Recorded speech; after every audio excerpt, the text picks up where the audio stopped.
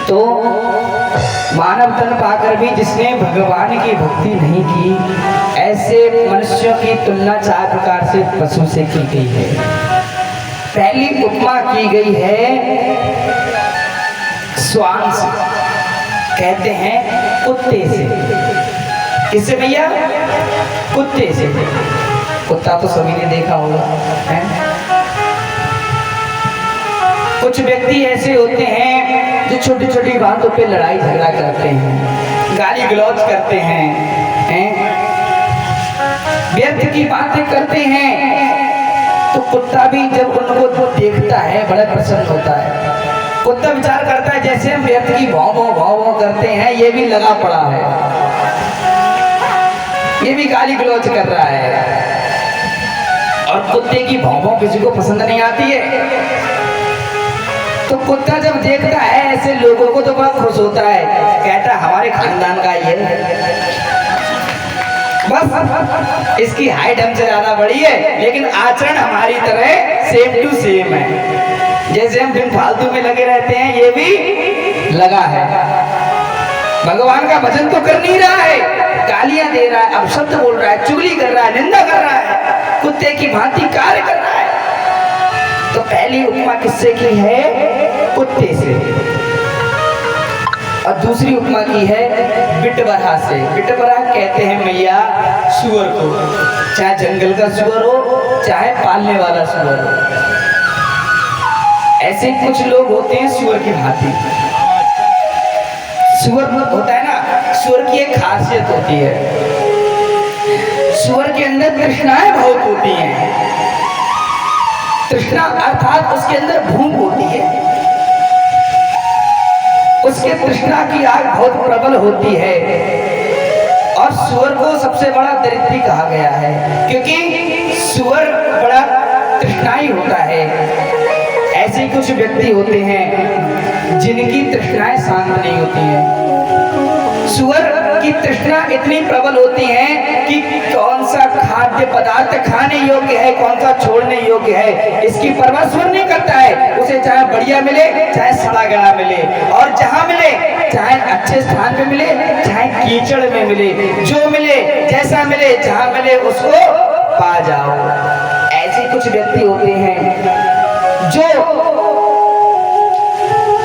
अर्थ कमाने में इतने अंधे हो जाते हैं कि ऐसा धन है, उचित है कि अनुचित है, सबको एक ताक पर रखकर जैसा धन मिले, चाहे चोरी से मिले, चाहे बेईमानी से मिले, चाहे मर्डर करके मिले, चाहे धमपटाई करके मिले, चाहे गरीब का मिले चाहे अमीर का मिले, चाहे किसी को सता के मिले, कैसा भी मिले, जैसा मिले, जो मिले उसे हजम कर लो। ऐसे कुछ व्यक्ति होते हैं।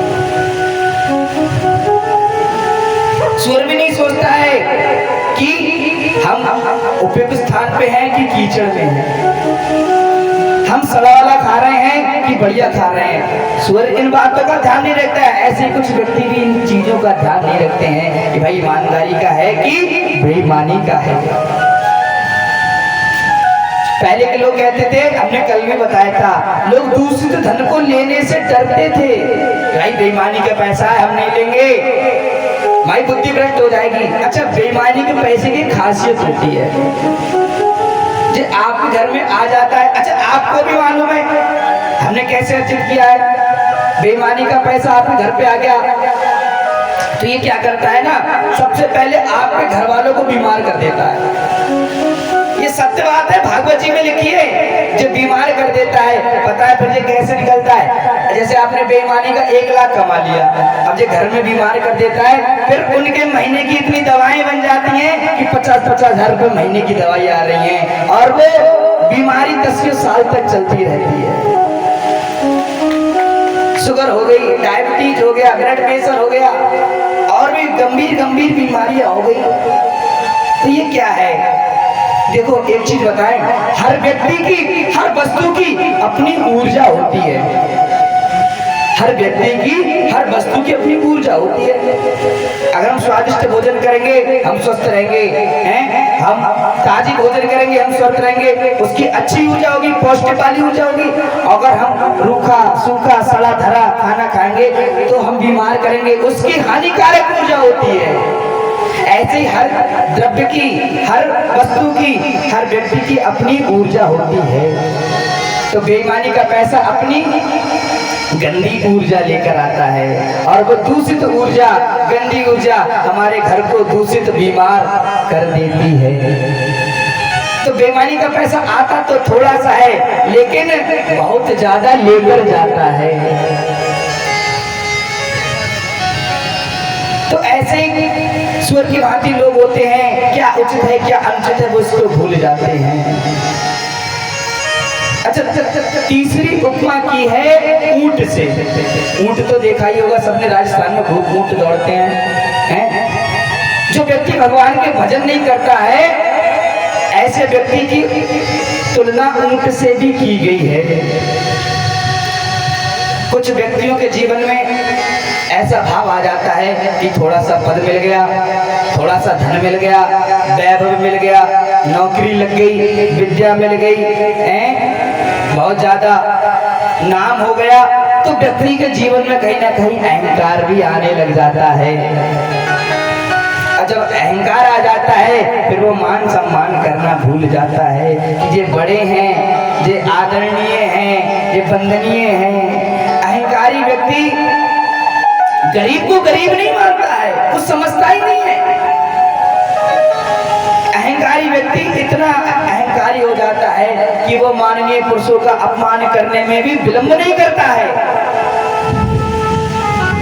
माननीय पुरुषों तो छोड़ो, संत महात्माओं को भी वो उपेक्षित दृष्टि से देखता है, विचार करता है हम इन संत महात्माओं को प्रणाम करेंगे, इनके पास रहने का ठिकाना नहीं, खाने को दाना नहीं, और हम बढ़िया फॉर्च्यूनर में डोलते हैं, हमारे पास नौकरी है, हमारा बड़ा लंबा चौड़ा बिजनेस है। वो व्यक्ति जब अहंकार ले आता है तो वो भी मुंह उठाकर चलता है। और मुंह उठाकर कौन चलता है? ऊंट। ऊंट भी मुंह उठाकर चलता है। तो वो व्यक्ति, अहंकारी व्यक्ति भी अहंकार में मस्त होकर ऊंट की भांति मुंह उठाकर चलने लग जाता है। अब ऊंट उसको भी देखता है, फिर वो विचार करता है ये भी हमारे खानदान का है। यही हालत है कुछ संसारियों की।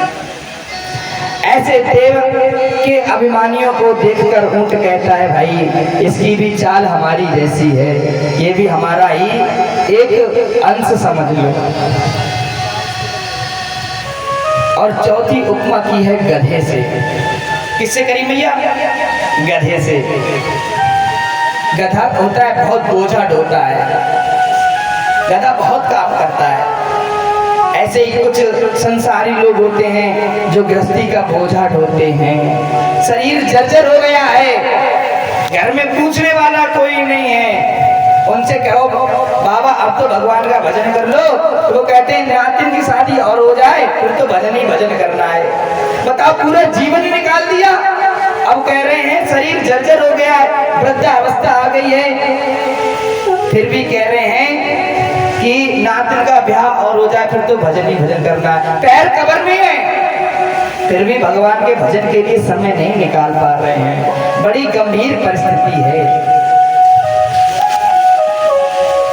यही हालत कुछ संसारियों की है। तो उस समय गधा भी कहता है हमारी भी हालत यही है, हमने भी जिंदगी भर अपने मालिक का बोझा ढोया, शरीर जर्जर हो गया, और ये भी जिंदगी भर गृहस्थी का बोझा ढो रहे हैं, शरीर जर्जर हो गया, फिर भी अपने कल्याण करने में असमर्थ हैं। तो वह पुरुष पशु तुल्य है जो भगवान की भक्ति नहीं करता है। अरे भक्तों, बड़ा ध्यान से समझना, ये मानव तन बड़ा दुर्लभ है। देखो भगवान की कितनी विशेष कृपा है हमें कि हमें स्वस्थ तन प्रदान किया। कैसा तन? स्वस्थ। हमारे हाथ पैर अच्छे बढ़िया से काम कर रहे हैं, हम खूब नेत्रों से देख रहे हैं, खूब कानों से सुन रहे हैं, खूब जीभ से बढ़िया बढ़िया स्वाद ले रहे हैं। न जाने ऐसे कितने अभागे लोग हैं जिन्हें भगवान की कृपा से स्वस्थ शरीर भी नहीं मिला है। कोई विकलांग है, किसी को सुनाई नहीं देता, किसी को बोलना नहीं आता। हम पर भगवान की कितनी कृपा है कि भगवान ने हमें बड़ा सुंदर स्वस्थ शरीर दिया है, और इस शरीर को हमने क्या व्यर्थ के कार्यों में लगा दिया। व्यर्थ के कार्य कैसे? हमने अभी बताया भी था कि नेत्र दिए हैं, लेकिन नेत्र से हमने क्या गंदे गंदे दृश्य देखे। कान दिए हैं, कान से हमने क्या किया? दूसरों की निंदा सुनी, दूसरों की चुगली सुनी। बताओ, कान चुगली सुनने के लिए थोड़ी दिए थे, भजन सुनने के लिए दिए थे, कथा सुनने के लिए दिए थे, अच्छी बातें सुनने के लिए दिए थे, ज्ञान की कथाओं को जीवन में उतारने के लिए भगवान ने कान दिए थे। लेकिन हमने इन कानों का दुरुपयोग किया, जीव प्रदान की, जीव से हमने दूसरों को गालियां दी, चुगली की। जीव भगवान ने दी ताकि हमारा भजन कर सको, हमारा नाम ले सको, हमें पुकार सको, लेकिन हमने जीव का सदुपयोग नहीं किया। कहा जाता है, अरे जिन कानों से तुमने भगवान की कथा नहीं सुनी तो वो तुम्हारे कान व्यर्थ हैं। जिस जीव से तुमने गोविंद का भजन नहीं किया वो तुम्हारी जीव भी व्यर्थ है। जो ना करें राम गुण गाना, जो ना करें राम गुण गाना, जो ना करें राम गुण गाना, जो ना करें राम गुण गाना, जिन्हें सोता बोलो जीव समाना,